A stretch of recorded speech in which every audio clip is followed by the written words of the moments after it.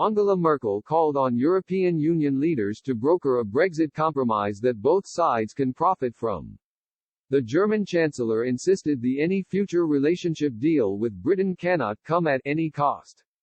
The influential leader is set to play an influential role in brokering any UK-EU trade agreement in the coming weeks, with both sides still at loggerheads over future fishing opportunities. She will be forced to push French President Emmanuel Macron to compromise on his hardline demands to secure continued access to Britain's coastal waters after the end of the year. Mrs. Merkel said, "We will talk about the exit of Great Britain from the EU and confirm our common position. We want an agreement, but, of course, not at any cost. It has to be a fair agreement from which both sides can profit. But all the effort is worth it, and we will, of course, support the negotiations of Michel Barnier, Ursula von der Leyen and the Commission."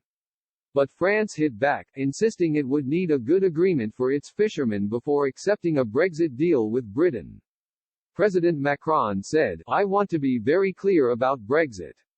We know what subjects remain to be discussed and what subjects haven't found a solution yet. Fisheries. Our fishermen will not be the victims of Brexit. We didn't make that choice. The British people did, so the access to British waters is a key issue in these negotiations. Protecting the access of our fishermen to British waters, finding a good agreement for our fishermen, and I am talking about all European countries concerned including France, is an important point in this discussion, for us. EU leaders will discuss Brexit for the first time in over 12 months at a Crunch European Council summit in Brussels this afternoon.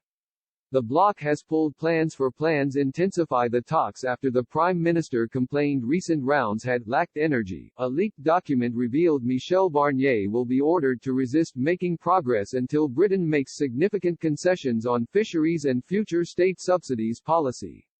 The draft conclusions say, the European Council recalls that the transition period will end on December 31, 2020, and notes with concern that progress on key issues of interest to the Union is still not sufficient for an agreement to be reached.